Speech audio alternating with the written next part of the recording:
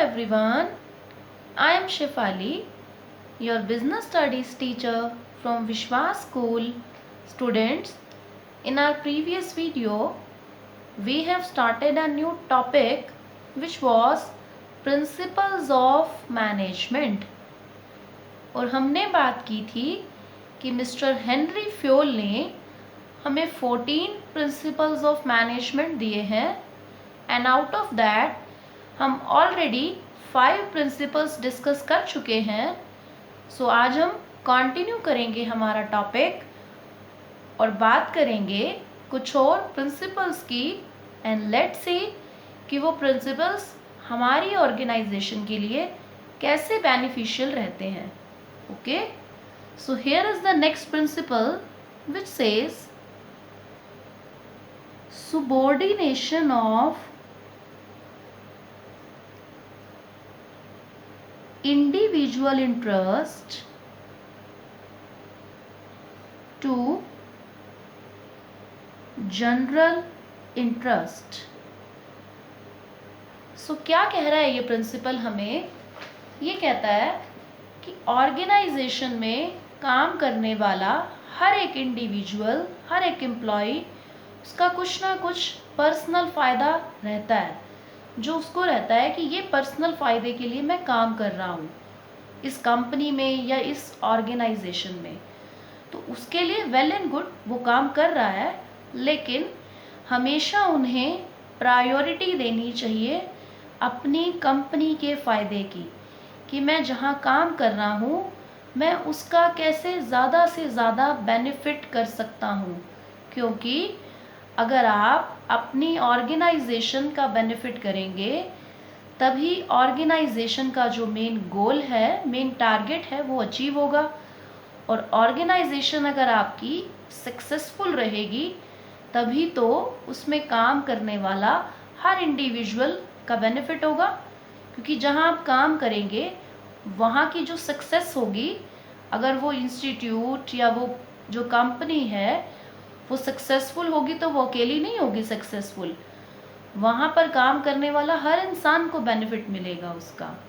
Okay, सो यहाँ यही कहा गया है कि you have to give priority to the interest of your organisation.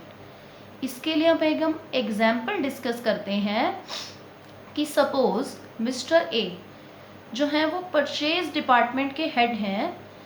अब उन्हें रिस्पॉन्सिबिलिटी दी गई कि उन्हें जो है रॉ मटेरियल परचेज करना है.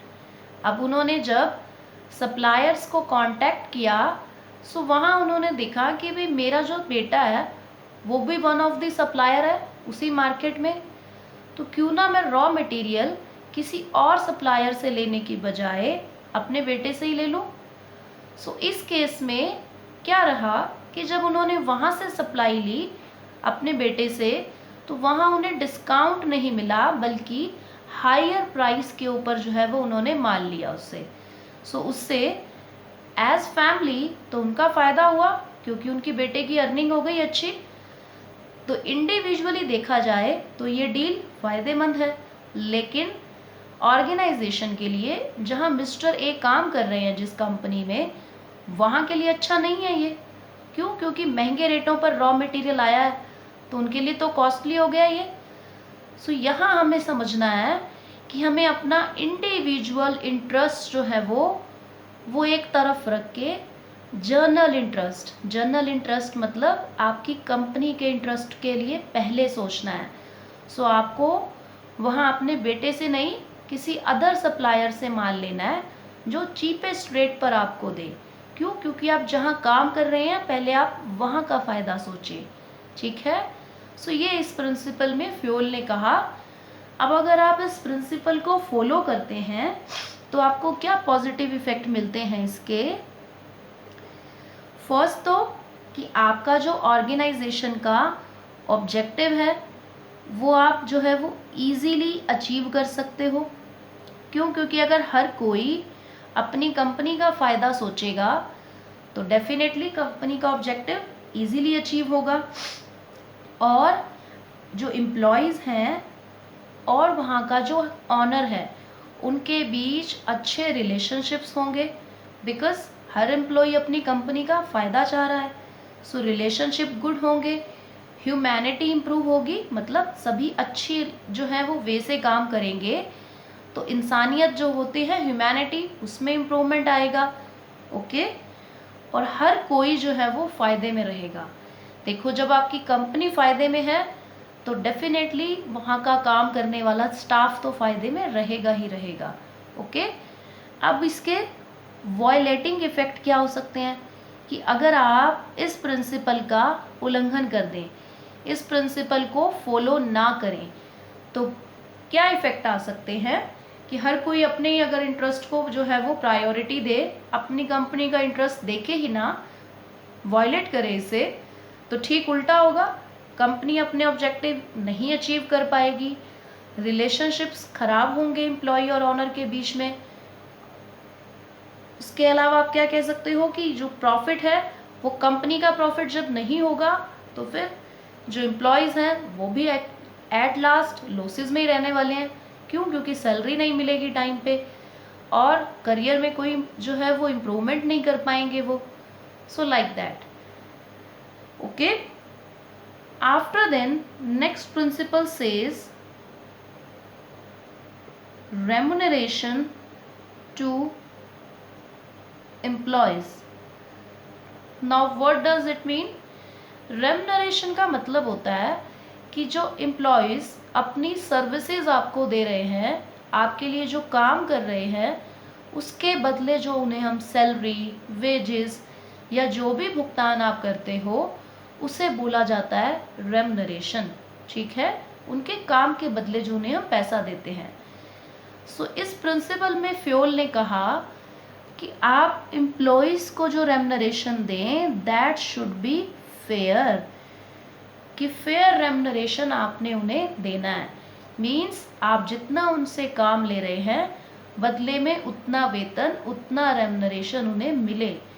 ये नहीं करें कि हम उन्हें एक्सप्लॉयट करें कि अगर किसी के पास काम नहीं था, उसे आपने जॉब दे दी, तो अब हम उन्हें एक्सप्लॉयट करने लग जाएं कि वर्किंग आवर्स ज़्यादा हो और सैलरी हम उन्हें कम दे रहे हैं। ऐसा नहीं होना चाहिए। और इसके अलावा आप ये इंश्योर करें कि जो भी आप उन्हें पैसा दे रहे हैं वो उन्हें एक रीजनेबल स्टैंडर्ड ऑफ लिविंग दे रहा है, कि एक रीजनेबल लाइफ वो जी पाएँ, अपने परिवार का भरण पोषण कर पाएँ, इतना स्टैंडर्ड ऑफ लिविंग तो उनका हो।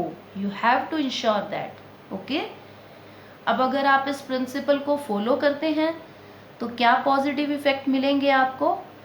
फर्स्ट तो वेरी सिंपल कि आपके एम्प्लॉयज़ जो हैं वो सेटिस्फेक्शन के साथ काम करेंगे, कि उनमें संतुष्टि रहेगी कि मैं जो अर्न कर रहा हूँ उससे मेरी लाइफ अच्छी हो रही है। उसके अलावा क्या होगा कि जब आप उन्हें खुश रखेंगे तो वो आपकी फर्म में, आपकी कंपनी में डेडिकेशन से काम करेंगे। अब आप इसमें अदर कोई एग्जांपल भी ले सकते हैं, नॉन बिजनेस का भी, कि आपके non business areas, for example आपके घर पे जो हाउस हेल्पर्स होते हैं, जो हम घर पे हेल्पर्स रखते हैं, अगर आप उन्हें सही सैलरी दे रहे हैं तो उस केस में वो डेडिकेशन से काम करते हैं, अपनी पूरी एफर्ट के साथ खुशी खुशी काम को पूरा करते हैं। ठीक है, सो ये प्रिंसिपल्स जो है वो ज़रूरी नहीं है कि बिजनेस एरियाज में ही लगेंगे, नॉन बिजनेस एरियाज में भी आप इनके इफ़ेक्ट्स को देख सकते हो, ऑब्जर्व कर सकते हो। ओके, सो अगर आप रीजनेबल पे करेंगे, सो सेटिस्फेक्शन होगी, डेडिकेशन से काम करेंगे, आपकी जो कंपनी है उसको छोड़ के नहीं जाएंगे, तो जो लेबर की टर्नओवर रेट है वो क्या है, वो रिड्यूस होगी। क्यों रिड्यूस होगी? क्योंकि खुश है वो, सेटिस्फाई है अपने काम से। टर्नओवर मतलब छोड़ के जाना काम, वो रिड्यूस हो जाएगा। तो इस सब से कंपनी का क्या है, वो काम स्मूथली चलेगा। ये हो गए पॉजिटिव इफेक्ट। अब अगर आप करते हैं वॉयलेट, तो वॉयलेटिंग इफेक्ट क्या होंगे? ठीक इसके अपोजिट होंगे, कि सेटिस्फाई नहीं रहेंगे एम्प्लॉयज़, डेडिकेशन से काम नहीं करेंगे वो, टर्नओवर रेट बढ़ेगी क्योंकि सैलरी कम मिलेगी, तो भाई छोड़ के भी जाएंगे वो कंपनी आपकी। ओके, ये सब हो गए आपके violating effect. After then there is another principle which says centralization and decentralization. Now what is the meaning of centralization and decentralization? Centralisation का मतलब होता है कि एक सेंटर पॉइंट, उसी के पास सारी अथॉरिटी हो। जैसे मिस्टर एक्स हैं, वो जो है वो सेंटर पॉइंट है किसी कंपनी का, ठीक है। अब सारी पावर, सारी अथॉरिटी, जितने भी राइट्स हैं सब उनके पास हैं, ओके। वो हर एम्प्लॉई, हर हेड, हर किसी को जो है वो बताएंगे कि काम कैसे करना है। जो कुछ भी करना है वो इस सेंटर पॉइंट हमें मिस्टर एक्स के पास से पूछना पड़ेगा।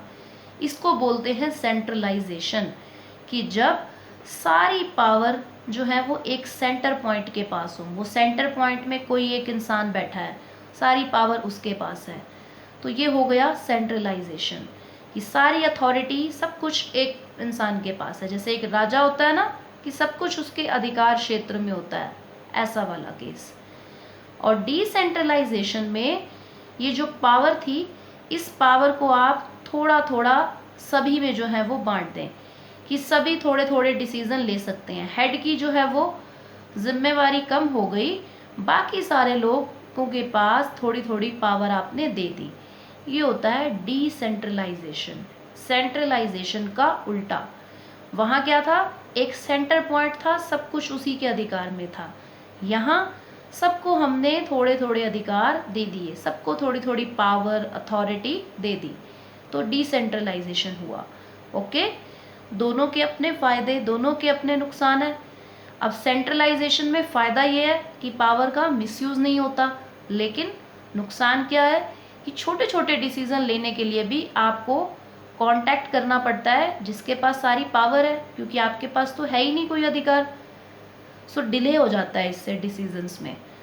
और डिसेंट्रलाइजेशन का क्या फ़ायदा है कि डिसीज़न फास्टर होते हैं, क्योंकि सबके पास अधिकार हैं, लेकिन पावर का मिसयूज़ भी कर सकते हैं वो लोग, ओके। सो यहाँ फ्योल ने ये कहा कि ये दोनों ही चीज़ें, दोनों ही अप्रोचेस जो है ना, वो पूरी तरह से राइट तो नहीं है। तो उन्होंने बोला कि आप लोग जो है वो क्या फॉलो करें, यहाँ पर अप्रोच इफेक्टिव सेंट्रलाइजेशन। मीन्स यहाँ आपका जो सेंट्रलाइजेशन है वो कैसा हो, इफेक्टिव नेचर का हो। मीन्स कि सारी पावर एक के पास भी ना हो और पावर जो है वो सभी के पास भी ना पहुँच जाए। तो यहाँ आप एक बैलेंस बनाइए जिसमें जो इम्पॉर्टेंट डिसीज़न लेने हैं, कि जैसे ऑब्जेक्टिव फ्रेम करना है आपको, पॉलिसी बनानी है, या बिजनेस को एक्सपेंड करने से रिलेटेड डिसीज़न लेना है, तो वो सारे डिसीज़न तो ले टॉप लेवल मैनेजमेंट, कि जो टॉप लेवल पे बैठे हुए बोर्ड ऑफ डायरेक्टर्स हैं, ठीक है।